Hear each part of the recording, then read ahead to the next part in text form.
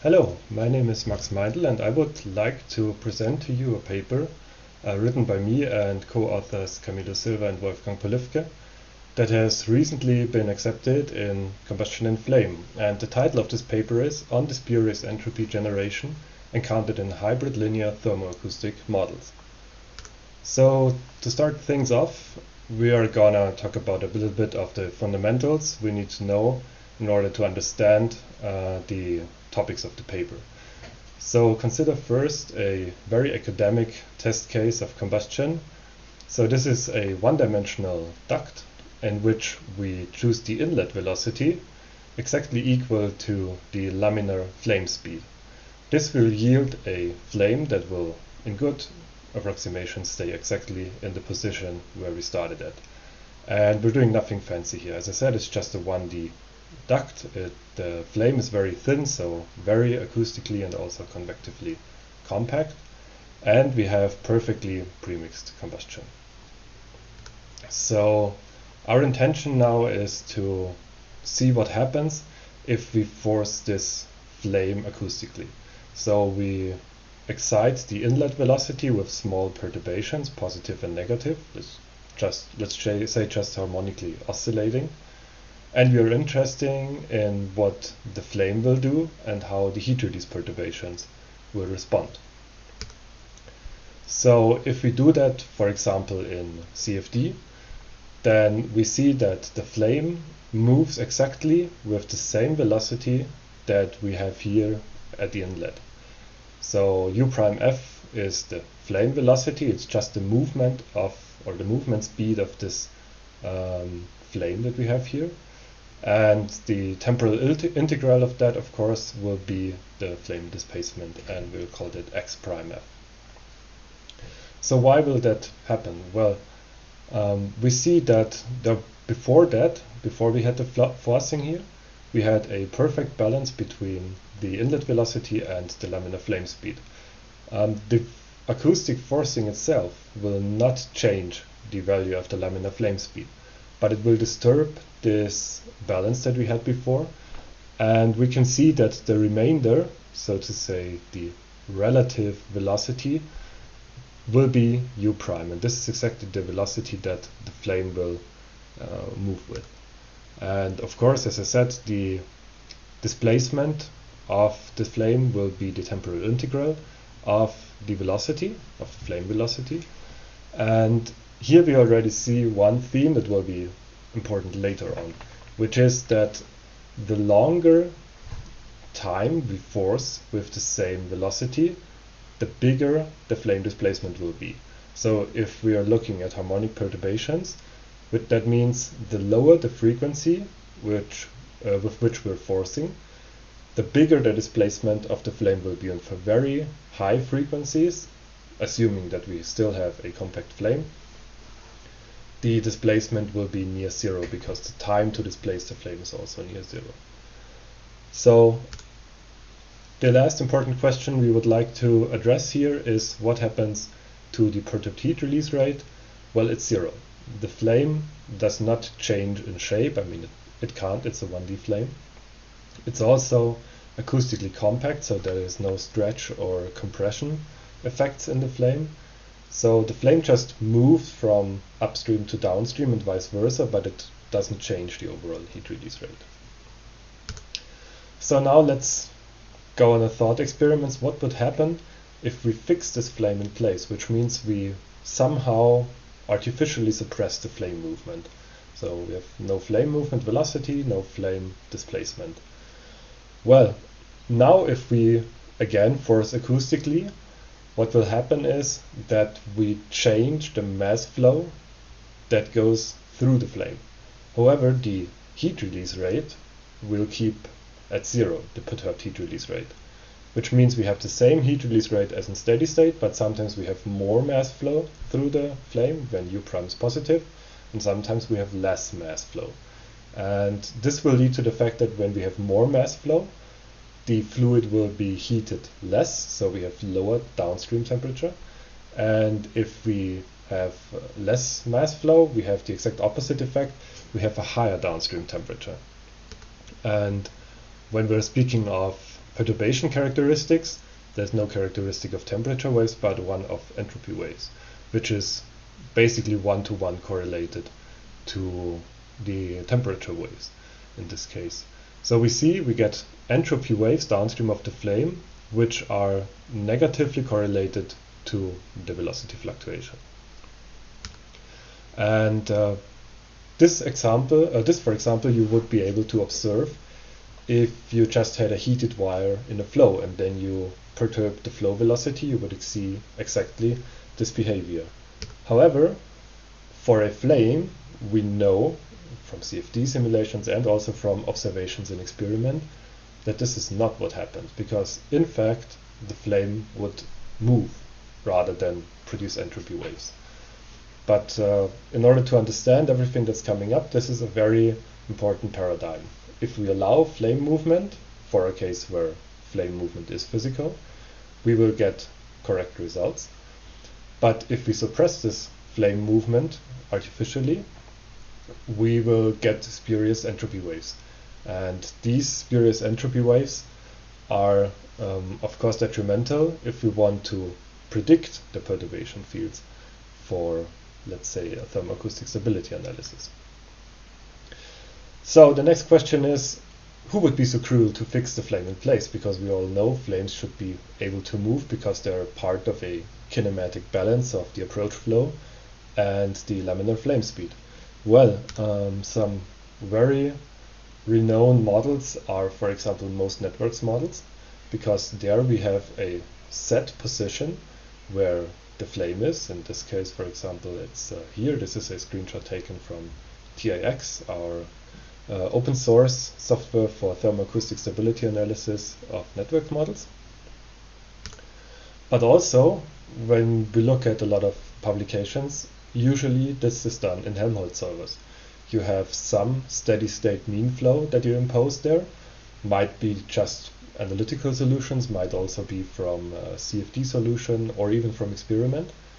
But usually you don't have any term that will account for flame movement. The flame is just exactly where it's supposed to be in the steady state.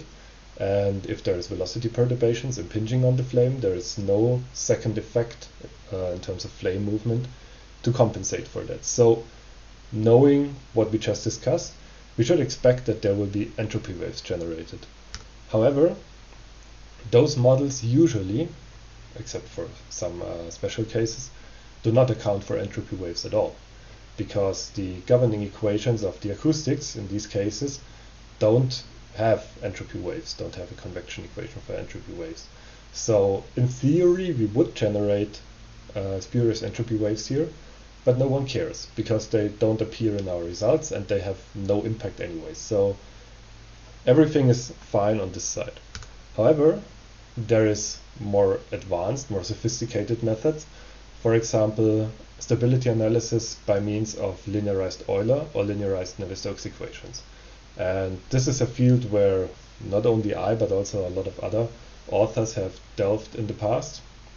But we took a closer look on what will happen here, because once you have equations that support the transport of entropy waves, which are linearized Euler or Navier-Stokes equations, then those entropy waves will, or once generated, and again I remind you these are spurious entropy waves, not physical ones, those will be convected downstream, and depending on the flow situation that you have downstream, might be, for example, a nozzle or some guide vanes to the turbine entrance, you would have an acceleration of the flow, and this acceleration of entropy waves in the flow is known to produce acoustic waves. Those acoustic waves, which are then also spurious, because the entropy was spurious that it was generated from, will then impinge back on the flame and have a minor or major impact on the thermoacoustic stability analysis that you want to produce. So here we have a model structure that does actually suffer from the spurious entropy, because there is a possible conversion to acoustics, and this is what influences thermoacoustic stability analysis. So you could say, well then, let us just find some compensation term for our models, which will have this flame movement or account for the flame movement, such that we do not generate spurious entropy. And for 1D models, in which the flame can be modeled by a jump condition, so we're assuming a very thin flame which is both acoustically and convectively compact, this has already been done. So what you see here is an excerpt, a simplified excerpt of the jump conditions over a moving flame, and these conditions have been derived by Strobio Chen and co-authors back in 2016 in a paper that you can see here, also published in Combustion and Flame. And to this day we're using this model in the current TAX version, which is again our in-house network model tool. So what we have here, this is the entropy that is generated over the flame, which is treated as a jump condition. And we can see a lot of interesting things here. Number one, this temperature ratio is very important for the amount or for the amplitude of entropy waves that are generated. The higher temperature ratio you have between downstream and upstream, the stronger the entropy waves that are generated. Then the next term we see here, Fg is just the gain of the flame transfer function. For now, just ignore that this is the global. FTF is just the usual transfer function FTF that we all know, U prime reference at the inlet and Q dot prime as a global variable as an outlet. And we can see that again we have a negative correlation between entropy and U prime, but this is counteracted by the gain of the FTF. And we can see that if the gain of the FTF is equal to unity, then even if we have no flame movement, we have zero entropy because this term cancels out. However, this is a very special case, and usually for most frequencies the gain of the FTF is not equal to unity, which means this term will have a contribution to entropy generation. And then we have the flame movement here. This flame movement can then counteract the entropy that is generated. So now the only question is, where do we get this U prime F from? I mean, we could theoretically measure from CFD if we have a very highly resolved flame that is kind of one-dimensional. That's the example that I showed you in the beginning. Then we could, with some post-processing routine, get the flame velocity, and we could then measure a transfer function for that, similar like the FTF, and then we could include it in this model. However, if you have a more two-dimensional or three-dimensional flame, which moves not only as one rigid body in axial direction, but also has stretch and strain, and there is vortices and everything, this is going to be a real challenge to measure that. So instead we could just say, well, for fully premixed combustion, perfectly premixed combustion, we will expect that S prime is going to be very close to zero. I mean, especially for the low Mach number regime, this is quite a good assumption. So we just postulate that S prime be exactly equal to zero, which means we're taking 1 degree of freedom away, which is S prime downstream. And instead, we then derive our condition for the flame movement from that. And this is how it's implemented on a very simple scheme. And this way you can avoid spurious entropy production in network models in case your network model supports entropy waves. Otherwise, why should you care, right? So, to go the next step, usually when you have something like linearized Euler equations or linearized Navier-Stokes equations, you have a spatially resolved flame. So we're discussing, or we have discussed a jump condition for flames.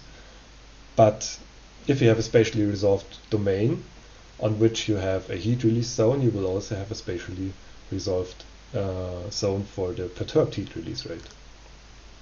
So in a 1D example, if you just look at this top plot here, this is the heat release rate for exactly this 1D case that I showed you initially, but now fully resolved with CFD. And you can see, even though the heat release zone is only around 1 millimeter wide, there is still a spatial extent to the heat release zone.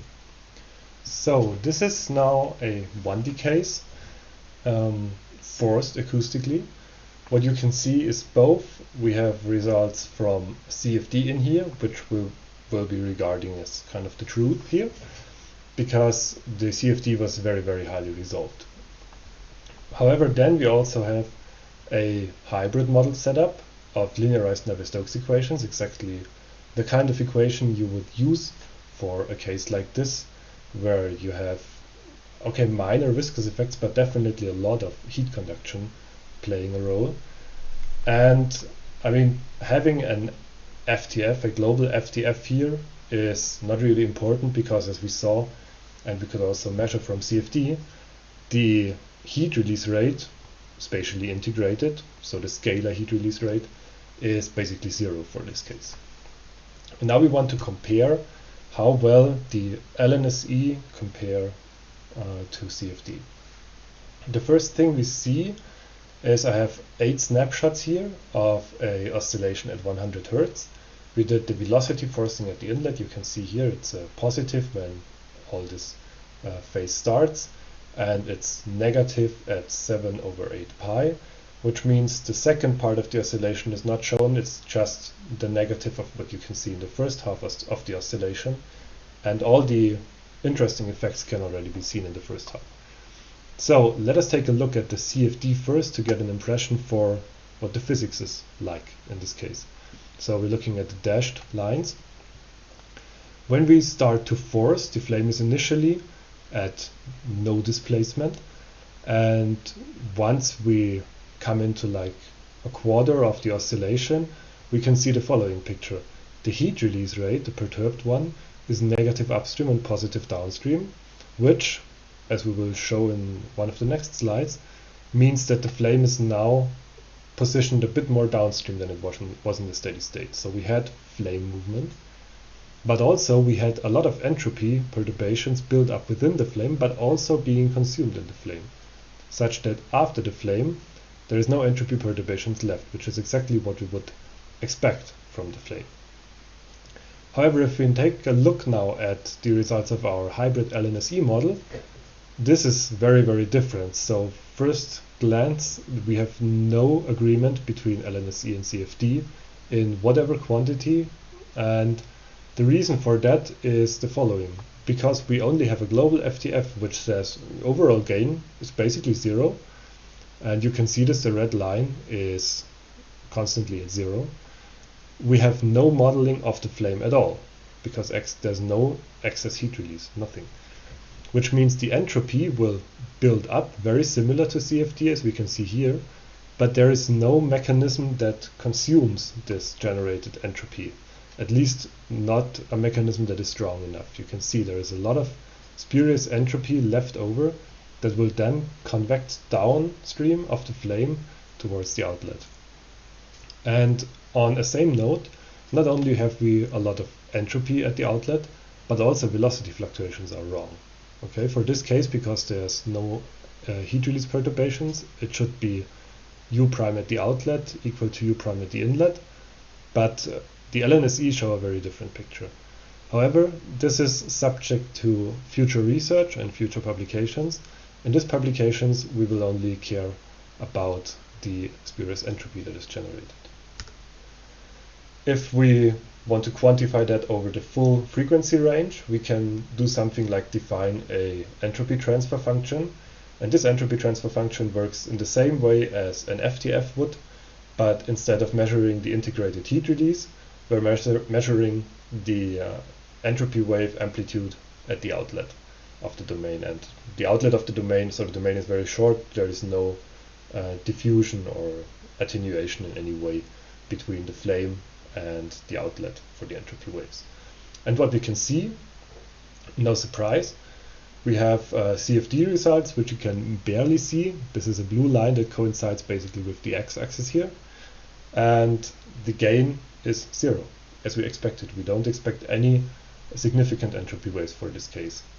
However, if we have the LNSEs with a global FTF, and I remind you, the FTF gain is basically 0 here, we get huge amounts of entropy waves.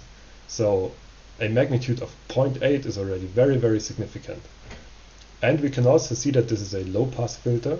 This low-pass filter quality comes from the fact that we're basically neglecting the flame movement, as we will see just shortly.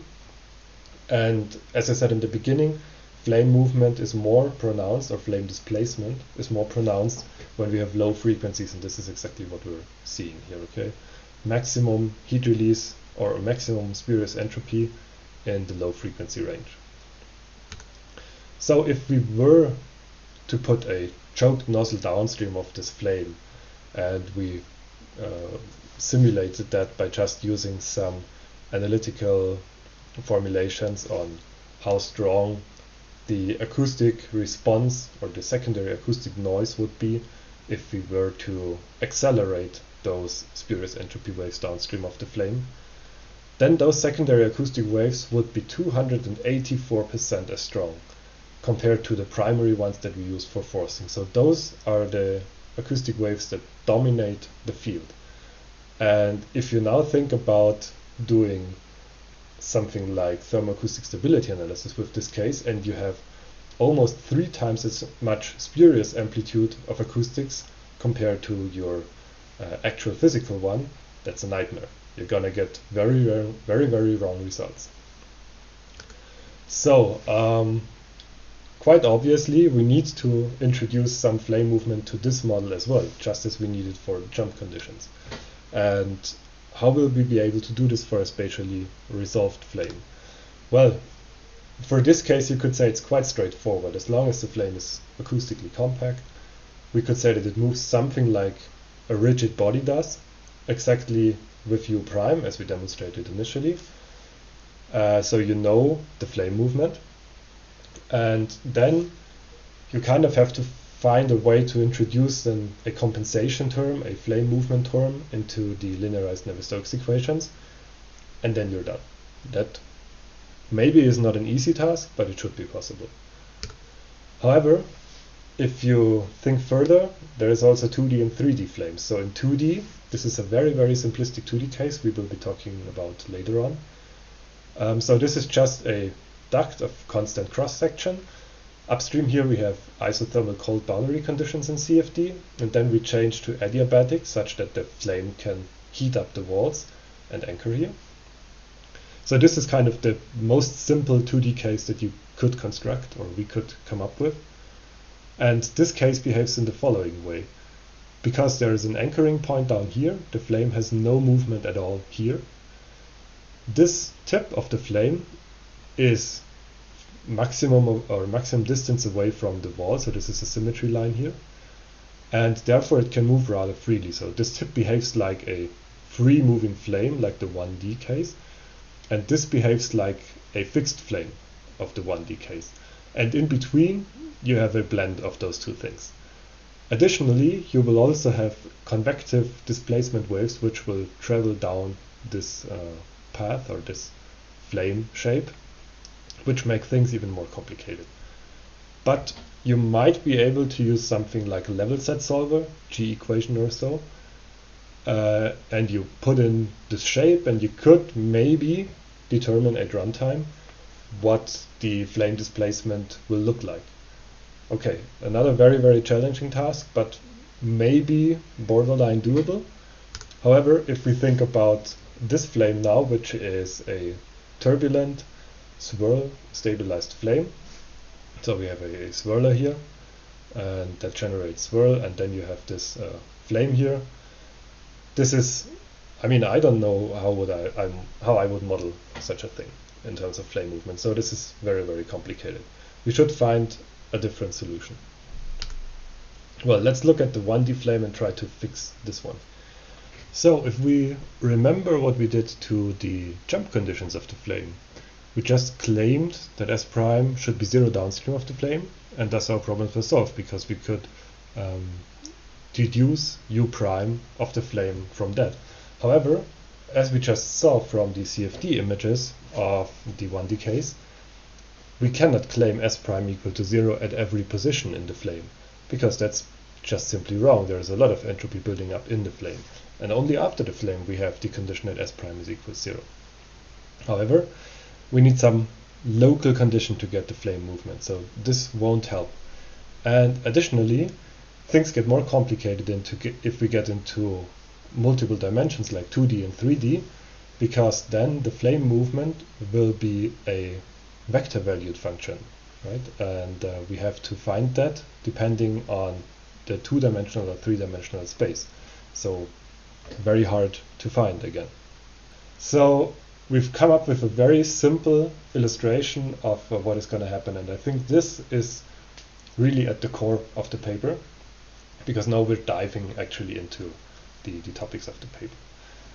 So assume this is the mean heat release rate, this is the pink dashed line here, and now we want to know what happens to the heat release field if we just displace the flame by a certain amount. So we took an arbitrary distance of 0.2 millimeters, displaced the flame downstream, this is now the continuous pink line, and then we said, okay, the perturbation field that we should see is now this continuous line minus the original mean state.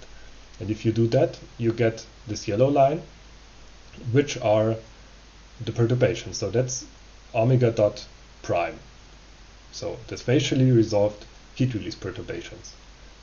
And we did nothing but displace the heat release. So if you integrate over the yellow line spatially, you will get 0. This is exactly what we saw in the gain of the global FTF. We have 0 heat release rate perturbed heat release rate that we can measure in the normal FTF. However, the effect of the displacement can obviously be shown by this dipole-like shape, which means if we displace the flame towards the downstream side, we will have less heat release upstream and more heat release downstream, which is kind of obvious, right? So in short, this shows us that flame displacement and flame movement, we don't need to find an additional movement term.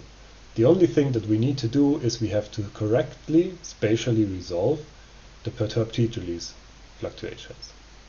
Now that we know that we require the spatially resolved heat release rate instead of one scalar value that we have from our normal FTF, as you can see here, we also have to change our way we model the FTF. So the scalar transfer function, which only depends on the frequency, will no longer do. We have to omit this spatial integration of the heat release field and take all this information, which we know from CFD maybe or experiment, to our FTF. We need to have a locally resolved transfer function. And you might know this concept already because it has been applied to acoustically non-compact flames, where we know, okay, if the acoustic phase is changing significantly through the flame, we need to locally resolve the heat release rate and locally resolve the FTF. However, one would not think that this is required for acoustically and convectively compact flames. However, we could show that exactly in this compact region, flame movement is most dominant, and therefore we require that for all frequencies. So the challenge is now to find a local flame transfer function, and I mean fully local, which means if you're getting that from CFD, you need to identify one transfer function for each cell in your flame. Otherwise, you're not properly resolving the flame thickness, and you will again have the problem of the spurious entropy generation. And yeah, however, that will kind of resolve the issue of where do we get the flame movement from, right? We can measure it from CFD, albeit it's quite expensive. So doing this for our 1D case remedies everything. We have now, as you can see with the LNSE plus a local FTF, perfect agreement between CFD and the hybrid model LNSE plus FL. And you can see here all the lines basically coincide. So this is the actual proof, at least for the 1D case, that yes, the spurious entropy perturbations were caused by the lack of flame movement, the lack of representing the flame movement in our model, and they can be fixed by using a local FTF, because as I just showed, a local FTF is some way to represent flame movement. And now also the velocity perturbations are in line again with CFD. So this fixes the whole problems that we have here. Does it also work for a 2D flame? And answer right away, yes, it does. For granted, this is a very simple case of the 2D flame that we have set up here. But I mean, the challenge itself was that this flame does not have one uniform velocity with which it moves, but it has really distributed movement function. So what we did, we modeled this flame once with a global FTF, and this time around the global FTF does have significant gain, and if you want to look at the FTF, then I will refer you to the paper. So because the global FTF only outputs one scalar value for the gain, we have to distribute the heat release, the perturbed heat release, in some way locally. And our choice was to distribute it exactly as the mean heat release rate is distributed, which you can see here. Where for the local FTF, this is not a problem because we have the local resolution. So what you can see here are on top the case of using the local FTF, and on bottom using LNSE and the global FTF. And this is again a 100 Hertz perturbation, and the top side of each of those videos is the heat release perturbations, the bottom side is entropy. So we will first go over what would be physical, so LNSE plus local FTF. Again, you can see the heat release rate has this dipole shape of positive red at negative blue. By the way, green is neutral, so that's 0 here. And we can also see that there is a kind of convective effect running through that flame, which then changes the signs from positive and negative. Which means that this flame is alternating, having a displacement downstream, like it is now, and then displacement upstream, like it's now. And accordingly, we have entropy waves building up in the flame, but those are again fully consumed, and we have 0 entropy waves downstream of the flame. This is exactly what we want to see. And as I said, we don't put any conditions on entropy waves, we just have the fully local resolved heat release rate. So if we have only the global FTF, as I already mentioned, we have only one single scalar value we get out, and we need to distribute the heat release perturbations in some way, so we chose to distribute them alongside with the mean heat release rate. And of course, this is what we get now. Instead of this dipole shape, we just have a monopole shape, and we see that this leads to spurious entropy production. We get also production of entropy within the flame, but these entropy perturbations are not fully consumed, but part of it is left and convected downstream, and we can see here significant entropy waves exiting the domain. And this is the spurious entropy.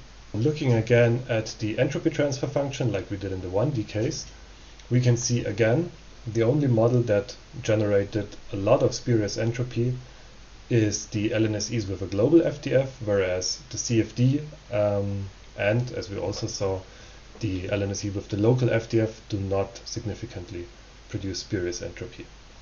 So the only difference, major difference to the 1D case is that this time around we have 0 gain of the entropy transfer function around 0 Hertz.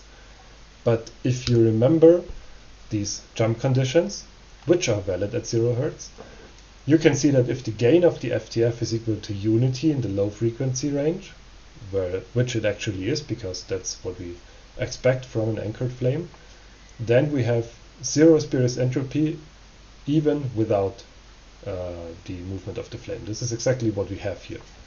However, as soon as we get away from 0 Hertz, where the gain of the FTF is no longer unity, and we have also no convective compactness anymore, like in this region, and the jump conditions are no longer 100% valid, then we get spurious entropy. And if you were to put a choked nozzle downstream, again like in the 1D case with an analytical correlation, you still have 45% of spurious acoustic waves compared to the primary waves, which is now less than in the 1D case, because in this case the heat release rate of the flame will contribute significant physical acoustic waves, but 45% is still strong enough to considerably lead to false predictions when you're doing a thermoacoustic stability analysis. And again, this is not an issue of convective non-compactness. Actually, the problems, as can be seen in this 1D case, but also in the 2D case, are very strong in the convectively and acoustically compact region, so low frequency zone here. So one could say, well, if we use mean flow or governing equations that include the mean flow, we should now not only look for acoustic compactness of the flame, but also convective compactness. But clearly, this is not the issue here. The issue is we're not modeling the flame movement, and this is very pronounced in the low frequency region, even for compact flames.